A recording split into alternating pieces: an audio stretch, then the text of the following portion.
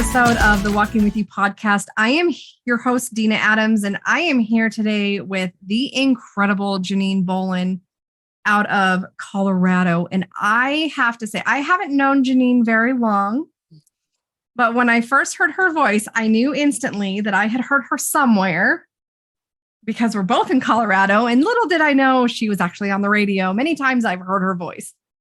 Janine,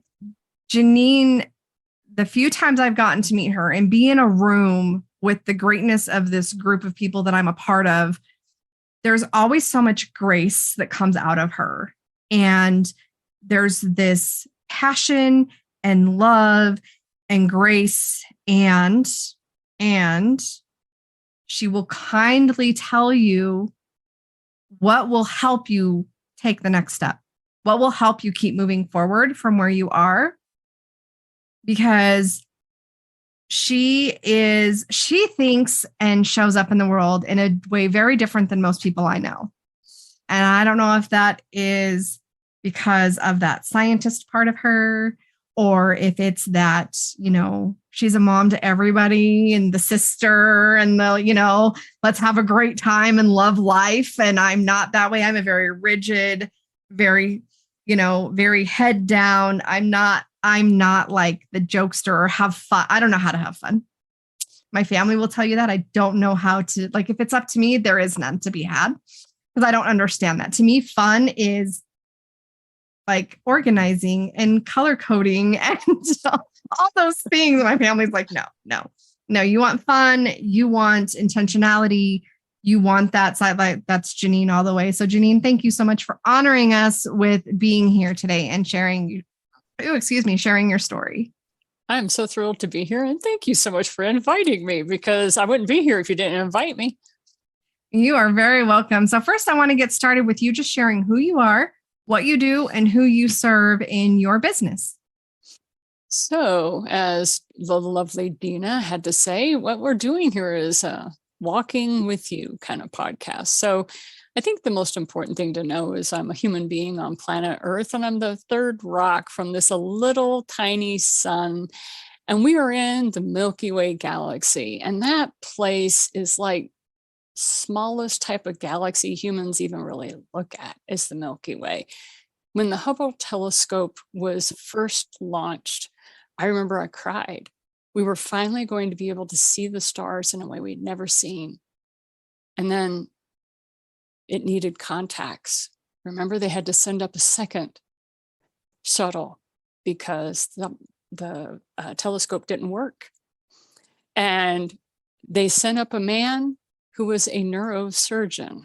This was a man who had studied medicine and became an astronaut because he was the only one that had the calmness and peace of mind to be able to take huge gloves. I mean, gloves that are clunky, people, and use surgical grade instruments to install small optical lenses into mankind's most expensive telescope.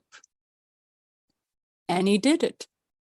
And to this day, we still admire the pictures. Now we've had a new telescope go up, and it's even better, and it's even bigger, and it's even more wonderful. But I will always honor the neurosurgeon that helped us see the stars. And that's who I am. I'm an analytical biochemist. I used to make drugs for a living, legal ones. And no, there's no Breaking Bad in my basement, but I love the stars. So I deal in the microscopic and the practical and make sure that you see clearly, but I never lose sight of what truly brings us inspiration. And that's the awe that is this galaxy. Oh, that's so beautiful. I've never, ever had anyone introduce themselves the way you so eloquently did, or bring so much awe into something. I mean, I never knew that. Mm-hmm. It's not something you're really taught unless you really dig into things. So that was just awesome. I feel like I don't know what to say at this point. After you talk, I'm like, do I say anything? I don't know that I can bring any kind of value to that conversation. I failed every science in school. I barely passed biology and I failed chemistry hard. I was like, no, not for math and science, not my cup of tea. No. So when I hear people talk and there's so much passion behind it, it's very intriguing to me because it makes it fun to hear their perspective. But what I'd like to do is have you share a bit of your story, that we all have a story of what we've had to overcome in order to be where we are. So when we look at Janine and we see 12 books, 91 online courses, years of broadcasting. I don't even remember how many shows. I don't remember how many shows you have done and produced, all the things over the years. But there's story behind that. You know, being a mom and running business and having these deep passions. I think it's important for people to remember that the destination is not what we should be shooting for. It's enjoying the journey along the way and learning from what our experiences are so we can grow and keep becoming who we're meant to become in this world. So I would love it to just give you the floor and let you share your story of overcoming some of the things that you've had to overcome, how you've overcome them to get to where you are today. I think the best way to describe that is I don't take breathing for granted. I was an asthmatic because both of my parents were children of the 50s. And so they both smoked. And my sister and I were both allergic to smoking. But they smoked in the house and they smoked unfiltered cigarettes because that's what you did. Okay. Mm-hmm. So no judgment to them on that. Because I think if they actually knew the harm that they were causing, it would have devastated them because they were good parents. I mean, they were loving and kind. They just didn't know. And so I always had these asthma attacks and they didn't go away until I went to college. And that's when I went, who knew? Because we were ignorant, because, you know, we don't need to go into the history of the cigarette industry, but we all know there was a lot of propaganda about how wonderful it was. So how could I be allergic to something as cigarette smoke or secondhand smoke? That wasn't what, right. You know, that wasn't even a thing. So I don't take breathing for granted because I spent a lifetime learning how to breathe in a very toxic environment. And so I think the best thing I can share is that no matter what environment you're in, you can make choices on whether or not you suffer. Now, we're going to kind of go a little bit Buddhist here, but I was raised in Japan and I had a Shaolin temple that was near our home. And my father was in the Navy and my mother was a nurse. And so most of my upbringing was outside of the United States. And so that Shaolin temple taught me how to meditate, but it was just like Kung Fu Panda was, even though that was set in China. Kung Fu Panda and I have something very much in common. That is, we both love those honey almond cookies that those monks hide. I remember the first time I saw Kung Fu Panda and I told my kids, that's exactly why I held so still in meditation, was because I wanted one of those cookies. So that's a delightful way that I learned to meditate. And it was very helpful to me because by calming myself down, I learned how to open up my eustachian tubes, even though, you know, I was told there was nothing wrong with me. I was probably allergic to something in my environment, but basically the only medicine that was available to us at that time was, I just lost the name of it. It tastes like grape flavored stuff. Dimetapp. That was the only thing we had. Right. It made you very sleepy. And so I didn't like taking that. So I learned to meditate so that I could physically, and that's when I learned I had a lot of control of my body. I didn't realize I had so much control over my body because, you know, you were told back in that time, you didn't have a lot of control over your body. You just had to deal with it. You're a human being on planet Earth. Deal with it. Right. And so then the other one was, in high school, I read this really amazing book by Frank Herbert called Dune. And I learned about the Bene Gesserits and how they could control the muscles of their body.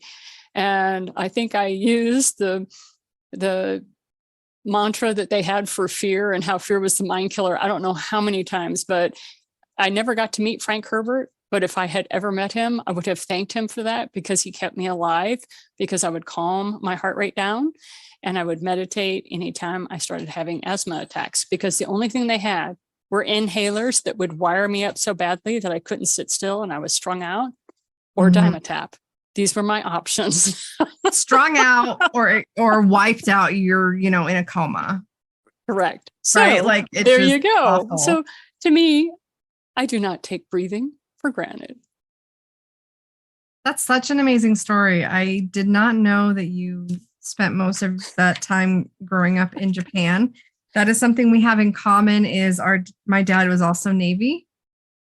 But that was before I was around. So I was about ready to say Eastern Theater or Western, because that was how they split it up, right? yeah. He was here. He was off the out of California. In the Navy, and he was on a battleship. He was in Vietnam, all that kind of stuff. But that was all before I was born. So we never did the, traveling to bases or anything like that. So I've never had that experience, but I hear stories so much. And so that's one thing we have in common. I love that you shared, and I think this is where it maybe makes us think a little bit. You say you don't take breathing for granted. And I think about all the things, when you said that, all the things we take for granted. Our vision. My grandmother had macular degeneration. She lost her frontal vision. And while she was driving, it just finally went, right? No more, can't see. Wow, you realize what a gift it is. When you lose your voice, you realize, it's so great to be able to speak and communicate to people. Or with COVID, a lot of us lost our taste and smell. It comes and goes. It's on a wave now every 3 months, like clockwork. It gets really bad and then it gets somewhat better. It's never come back in full swing. And so I think about all the things we take for granted.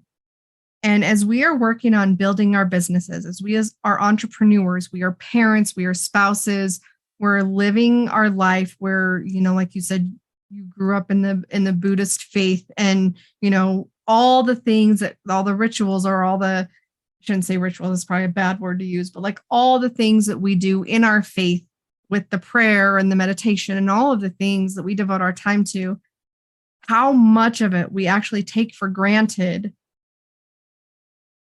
until something happens. And all of a sudden, it seems like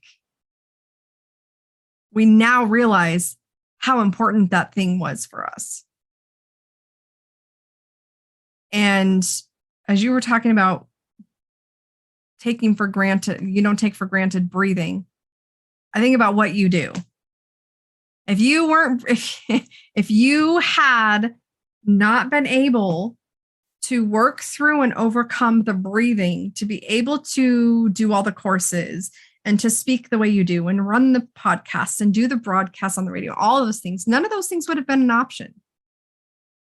Or they would have been extremely difficult. And you still probably would have been able to do them, but maybe it would have been different. And the same can be said of Michael Phelps. He has a similar issue. Here we know this man as an incredible gold medal winner, multiple times over in swimming. And he can only breathe 30% of what most normal people can breathe. And yet he overcame that too.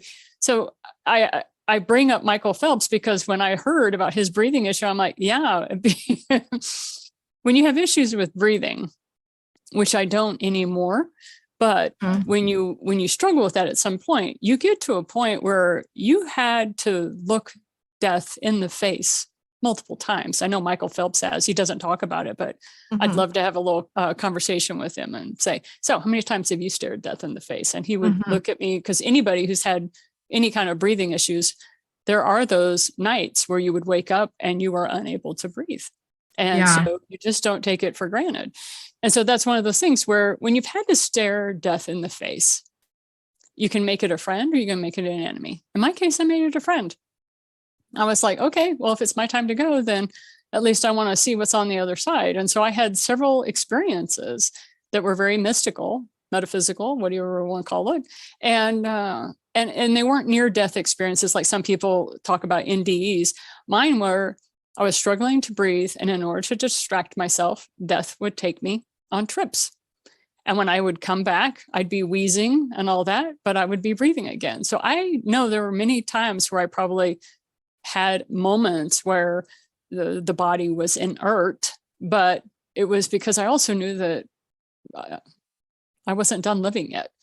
And so there are so many people on this planet that have had similar issues like I have. I know I am not a rarity. I know there are a lot of them. And I just wanted to let those wonderful people know that I understand what you've been through. And I understand why you have a passion in your belly. And I understand why people look at you and they accuse you of really crazy things. Like they say that you're a high functioning ADHD, or they say you're high functioning autistic, or they say you're high functioning.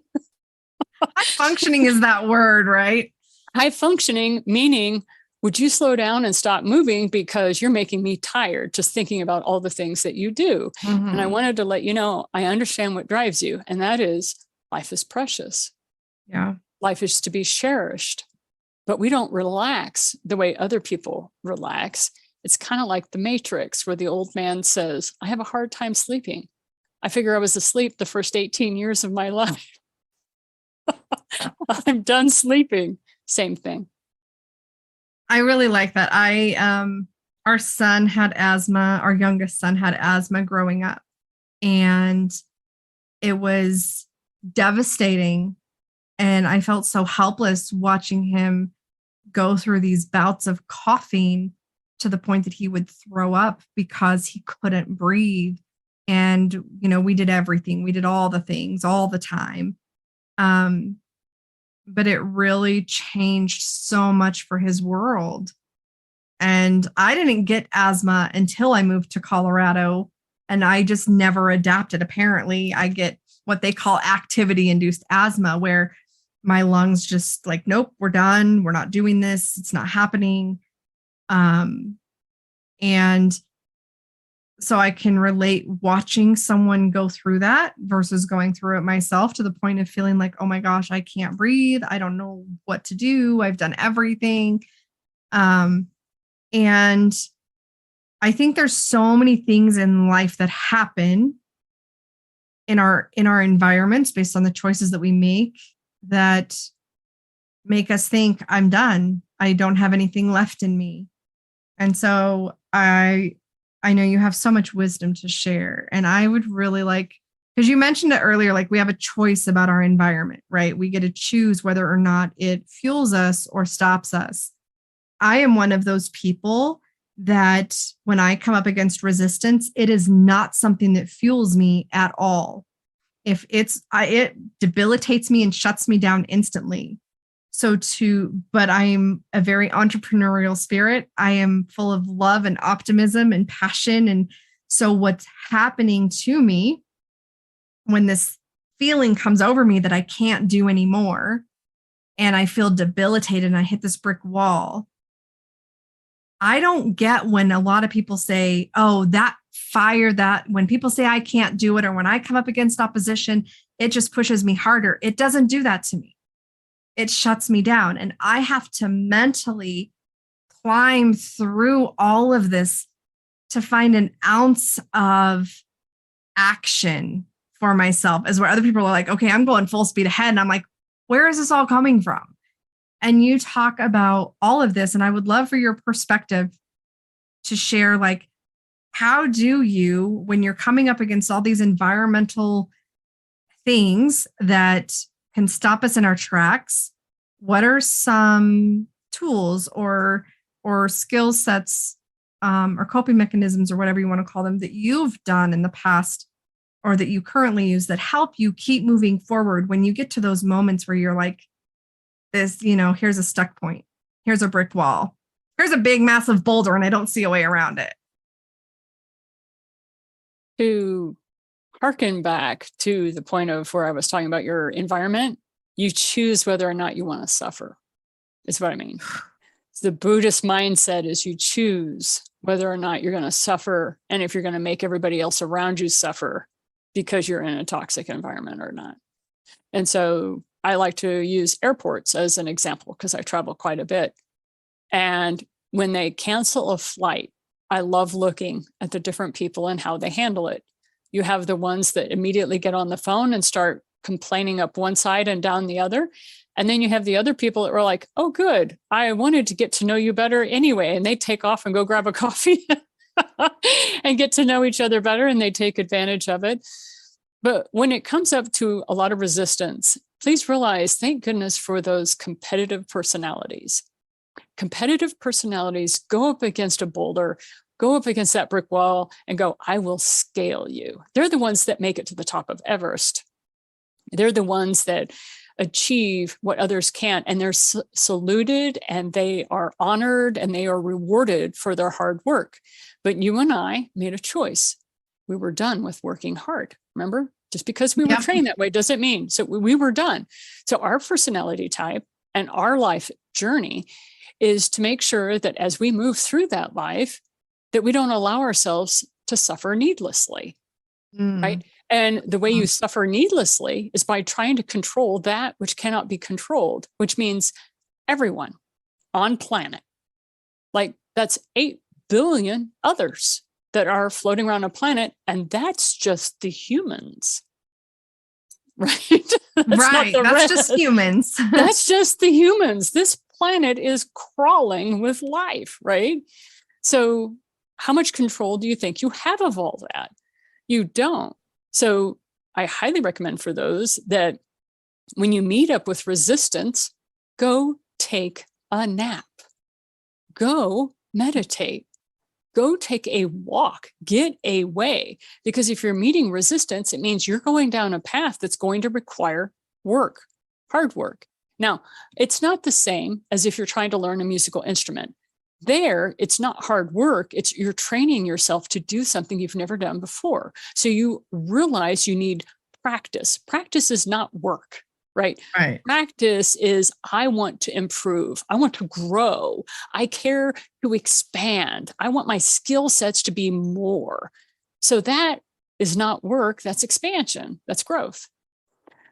But if you meet serious resistance and you have made a decision that you have decided, I am not a competitive personality, I would like to go with the flow of life, then that means there's only one thing in this world you have control over. And it is you, your thoughts, and your emotions. So congratulations. You've taken 8 billion humans and all that they control, and you have released the need to control that. And now you're down to 3 items. You can control your behavior, your thoughts, or your emotions. See, and now we have a pause because Dina's taking notes. And Janine's a college professor. She used to teach math and physics, and she knows when to pause to let the students catch up with their thoughts because you're thinking faster than I'm speaking. And I always know that. Yeah. Oh my gosh. I think about when you mentioned the airports, I can totally relate to that. I went out to go to my son's basic training graduation, and we were flying out. We were all done. I didn't know anybody there, and our flights all get canceled. Really teeny tiny airport that actually closes at night. I don't understand that. We're in Colorado, so we have DIA. It doesn't ever close. So I didn't understand the airport closes. I can't grasp that. But they said, we can get you a connecting flight in the morning. I'm like, but the connecting flight is after my flight in the next state over. So somehow I have to get there. Me and 4 strangers were talking. And one girl says, well, I've got a car in the parking lot. We can drive to my mom's, get the bigger vehicle, and we can all drive up there to catch our connecting flight. I love it. Mind you, I'm not an adventurous person. I don't do things like this. But you did something like that. I did something like that. I was like, let's go. So we're in this car and we end up in this neighborhood that's really fancy, really big houses, and we're like, we were making jokes, but we were kind of a little serious. Like, is she taking us to our demise? Like, we have no idea what we got ourselves into. We pull up, you drive down this long driveway to get to the house so no one can hear you scream, kind of thing. Like, we were kind of panicking a little bit. But I mean, obviously I'm here, everything's fine. But it was just one of those things that, we never know what the outcome is going to be. And if we aren't ever willing to step outside of our comfort zone to do something to get us to the next place, to get us to the next step, to keep growing, we won't ever. And we will just as easily die sitting where we were as we would if we got in the car and left, right? We have no idea what's going to happen. And it's not to say people should be reckless with their choices and being adventurous or anything like that. It's just to say that I was that person where normally I would just, okay, I'll get a hotel room, I'll sit here and wait and I'll figure it out, let it all get figured out for me. I was never that person that would find a way to make it where I had to go. And that one night I did. And we had such an amazing time, 5 strangers in a vehicle all night, driving to get to where we needed to get to the next airport so we could catch all of our flights out. And it was an experience that I wouldn't trade for anything, but speaks to choosing your environment and choosing what you do and don't allow to happen to you, because you get to choose the actions you take beyond that. And I think it gave me a really good, different perspective on my encouragement to others to choose so others aren't choosing for you. It was a great way to explain that. It just made me think of that. Mm-hmm. And what I encourage people to understand is you make good choices. I don't know who told you don't make good choices, but you make good choices. The challenge can be when you start calibrating yourself to bad choices you made in the past, to which I say, but you wouldn't make that same choice today, would you? And they go, oh, no, never. I'm like, therefore, you have made good choices. You have improved. You've gotten better. You're not that person that was 22 years old and decided to stick around the party, even though you saw somebody breaking out the drugs or, whatever. Nowadays, that that's a path of pain you don't want to go down. So ergo, you see somebody breaking out dollar bills and start rolling them up. You're like, I'm out. When you see the razor blades in the mirror start coming out. So you're like, okay, we're done.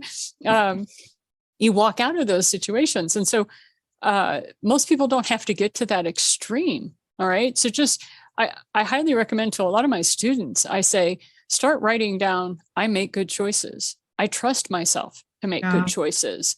I live a life according to my design. I love the fact of how I feel right now.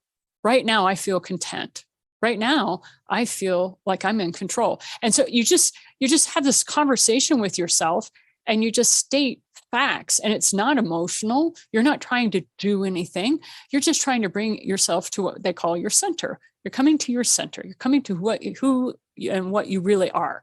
And so that's one of my favorite things to do. First thing in the morning, after my feet hit the floor and I make the pot of coffee, is I'm sitting there with my notebook, writing out. And I have a list of over 23 things that I write out. That's very, very blasé to most people. And that is, I trust myself to make good decisions. I love the way I feel right now. I love that feeling of right place, right time. I love how my life looks. I find my life to be delicious. I love this delicious knowing. I love the fact that I'm breathing. It's so stupid. And I know that a lot of people are already into this habit with the gratitude journal. But to me, the gratitude journal never really set well. It didn't work for me because I am so grateful for everything beyond breathing. Breathing's my baseline. Yeah. I'm grateful for everything over that. And so it didn't work well for me. So I ended up coming up with the thing that is the exercise I just shared with you. And that is, it's very easy to lose confidence, like you said, when you're up against a lot of stuff. But please realize, what is the joke?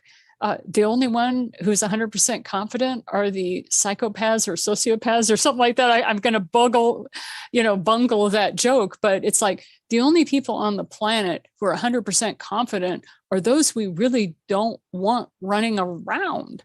Okay. Because we end up incarcerating them because they don't behave well. So the fact that freaks me out. I've never heard that. Oh, wow. Okay. No, go ahead. Continue. I just just a little bit of human psychology, dear. Wow. If you think about it. That is scary, though. The people that are 100% confident and truly believe are the ones that end up doing some pretty horrific things according to the rest of society. And so just realize that if you're struggling with confidence, I think you're growing, you're expanding, and you're being a contributing member to the human race. Thank you. Thank you. I love that. I think that it gives us something to think about, where you said, when you're saying all the things that you love every day, it's about fact. It's not a fake it till you make it. It's not all these things that we are told we need to tell ourselves to pump ourselves up, because I don't like that. I do affirmations. I do speak life into myself. And I like what you said. I think that's something I'm going to add into what I already do, because I tend to discount the things that I really love about my life, and I take them for granted because I never talk about them. I never share them, not even with myself. And I think that's something that is a great thing to add into whatever our daily things are for getting started with our day, is what we love. It's amazing. I love it. Human beings are so much more powerful than we ever give ourselves credit for. And so realize a lot of this self-help stuff that started in the 70s was in an effort to keep the momentum going from what the 60s taught us, which was we needed to be in control of our own lives. We needed that ability to be in that state of freedom. And so I'm very grateful for the 60s people who, they didn't know what the freedom looked like. They didn't know how it should express itself. So what did they do? They refused to take baths. They refused to cut their hair. They were just rebelling at everything. And then in the 70s, you had the me generation. It was all about individualistic mindsets. But then it kind of started to open up the way for self-awareness. And now that we are where we are now, what is fascinating to me is the fact that so many people are like, really? You're going to go to war now? Well, we all know this does not help anybody except the, military industrial complex. So how are we going to move forward as humanity? And now that our economy is so globalized, what happens to somebody in Taiwan, I can find out within 2 minutes. All I have to have is an internet connection. So I have friends now all over the world, like many other people after 2020. And when you start talking about war, you're like, wait a minute, my friend Joey's over there, right? Oh, and by the way, Joey doesn't look anything like me, and we both have 2 different types of jobs. But guess what? We're collaborating right now, and you're screwing this up. It's a very different world we live in, and I love it. I wouldn't it is have a very it any different other way. world.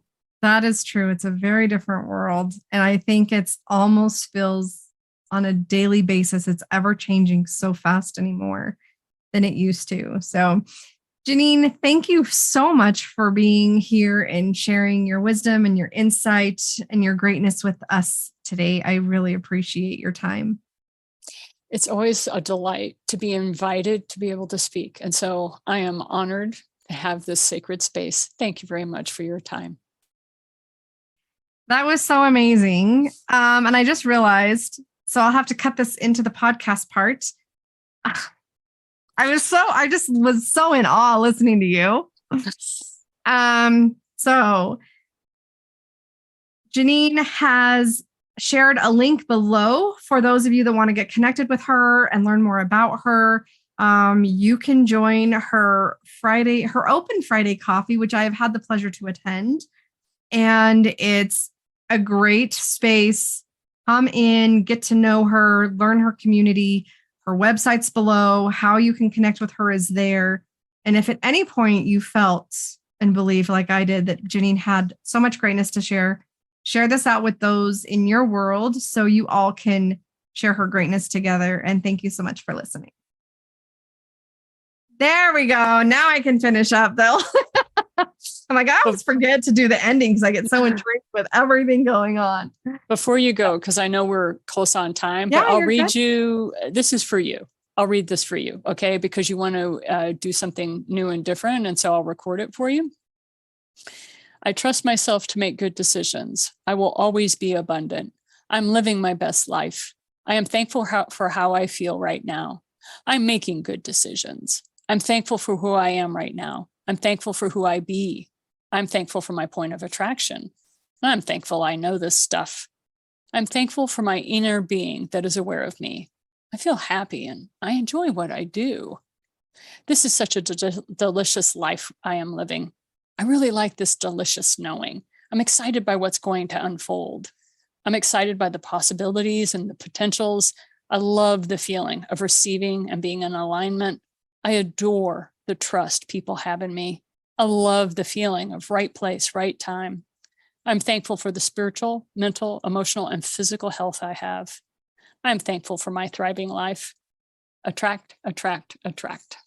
So you attract what you want and what you're thankful for. Yeah. Yes, we do. Yes, so we do. I just wanted to give you that since you wanted to.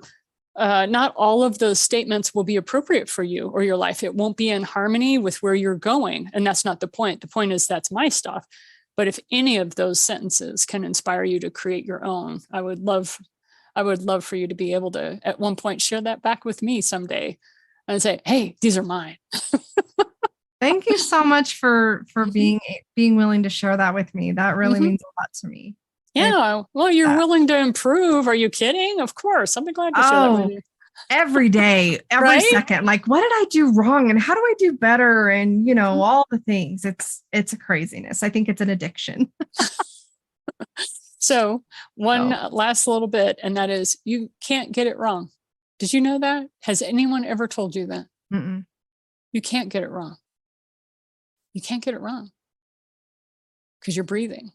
As long as you're breathing, you're fine. And then when you're not breathing, you're done.